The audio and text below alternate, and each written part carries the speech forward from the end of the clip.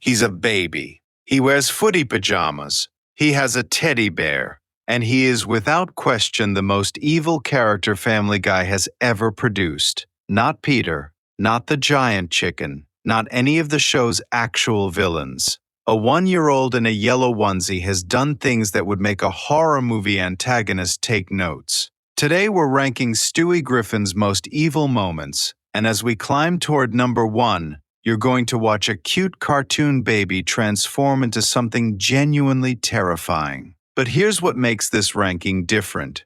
Evil isn't just about body count or cruelty.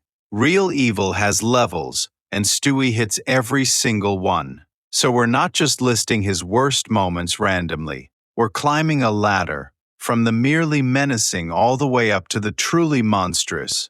And the thing that separates each level is one specific ingredient. By the end, you'll understand exactly what tips Stewie from naughty into nightmare, and number 1 has all of it.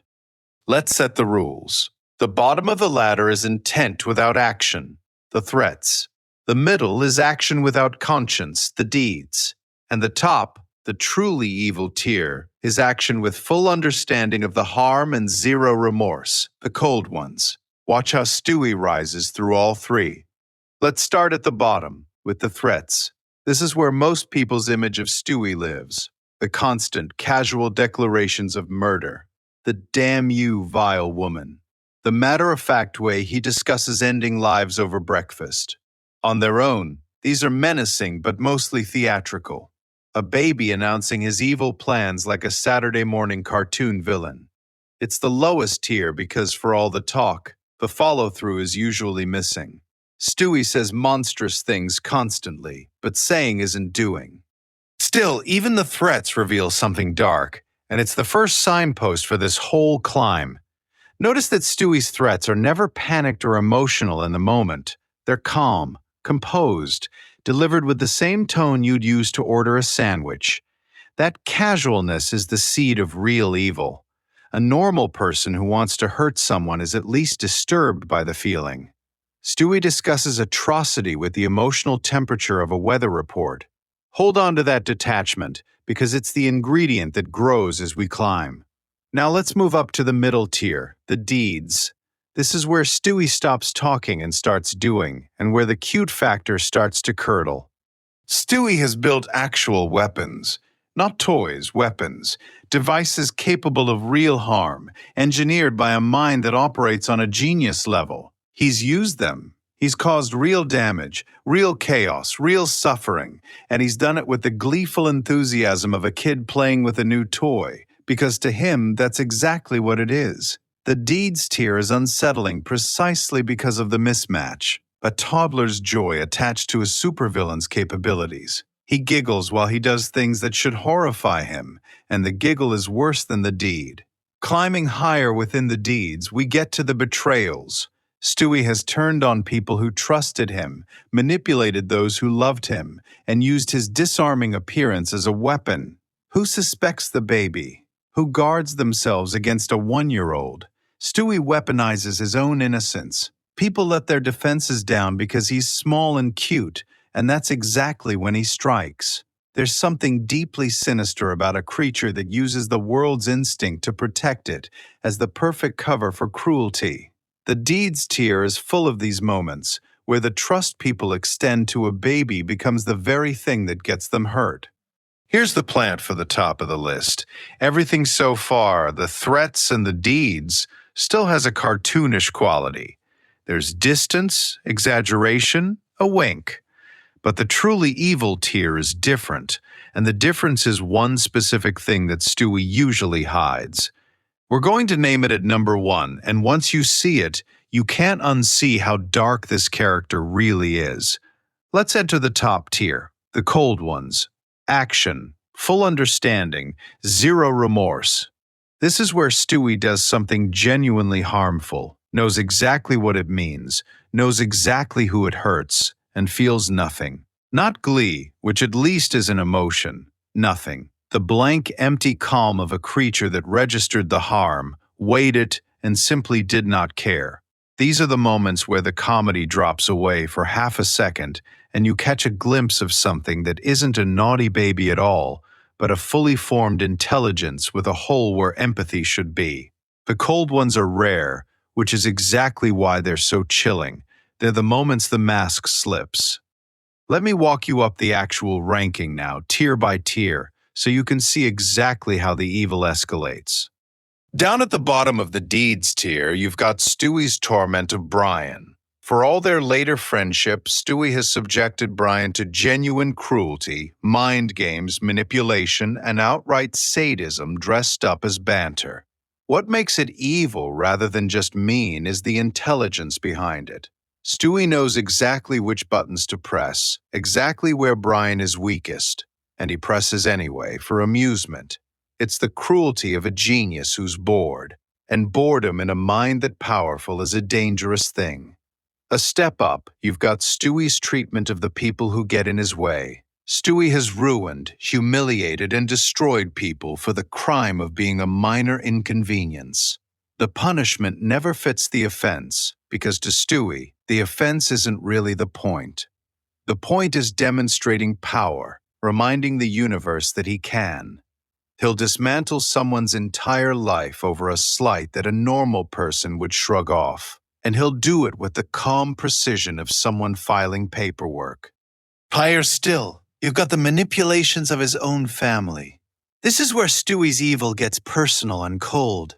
He's used the love and trust of the people closest to him as tools, leveraging the fact that they'd never suspect the baby.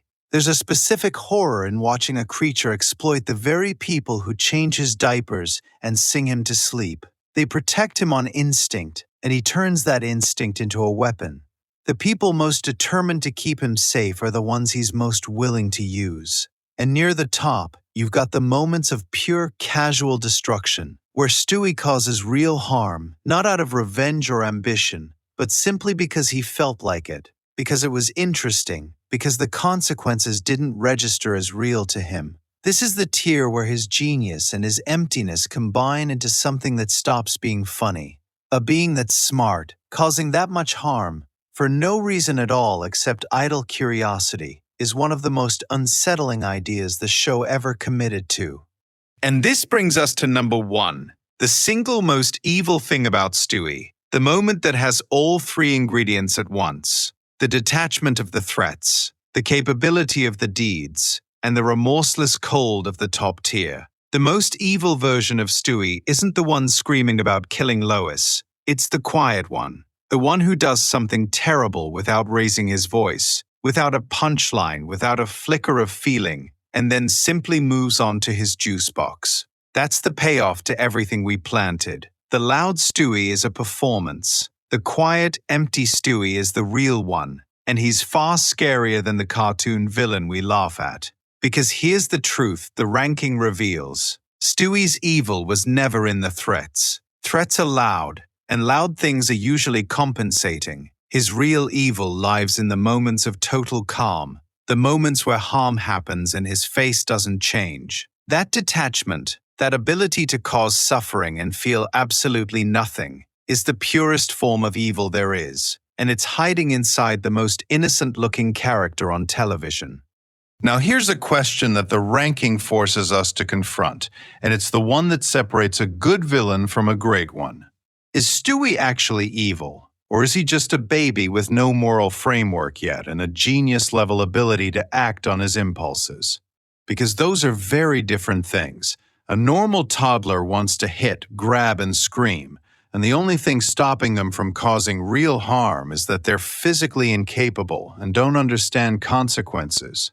Stewie has the same toddler impulses, but he has the intelligence to execute them and the capability to make them devastating.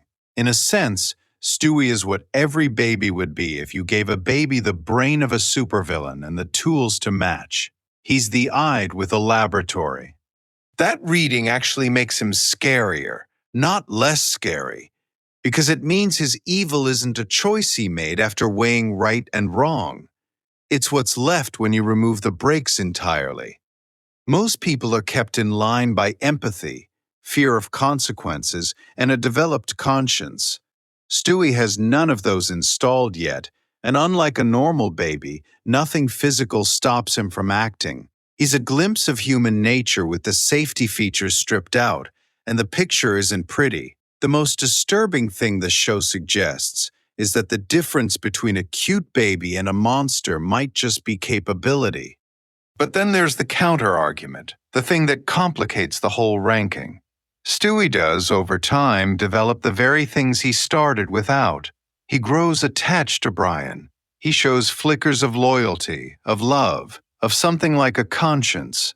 And that development is the strongest evidence that the early evil was never the real Stewie, but a phase, the cruelty of a being who hadn't yet learned why cruelty was wrong.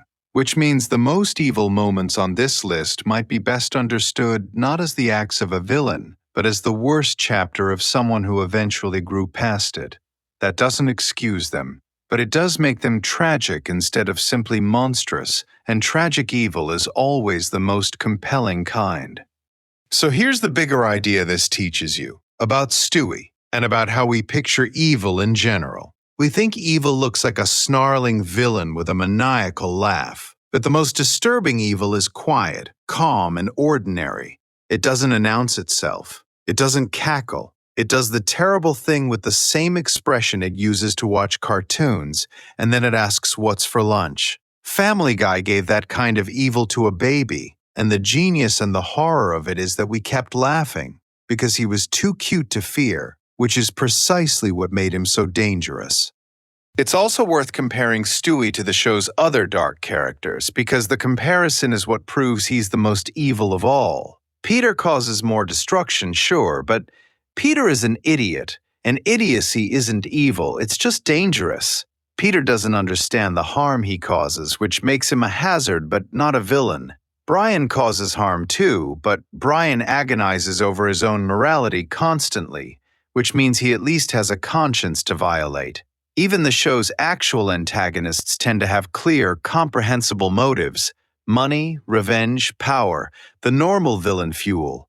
Stewie is the only one who combines full understanding of his actions with a genuine capacity to feel nothing about them, and that specific combination is the textbook definition of the most frightening kind of evil there is.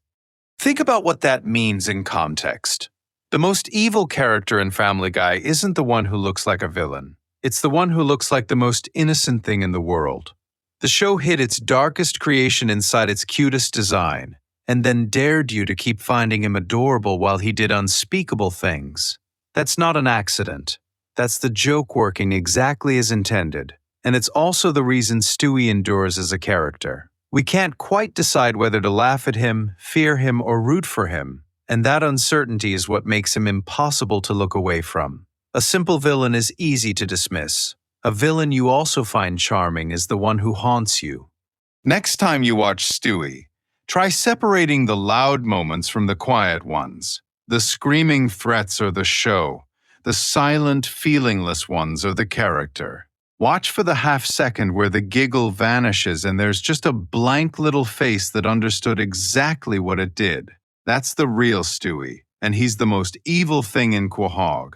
And the longer you sit with that, the more impressive it is that the show convinced an entire audience to adore its most monstrous creation, simply by dressing him in footy pajamas and handing him a teddy bear.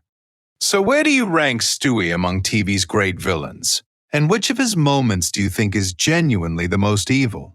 The loud ones or the quiet ones? Tell me in the comments, because I have a feeling we're going to disagree, and I want to hear your case. If this made you see that cute little baby completely differently, hit the like button and share it with someone who thinks Stewie's just comic relief. And stick around, because we keep circling the same dark obsession, so it's time to lay it all out. Next, the complete timeline of every single one of Stewie's plans to kill Lois, in order, from the very first to the very last.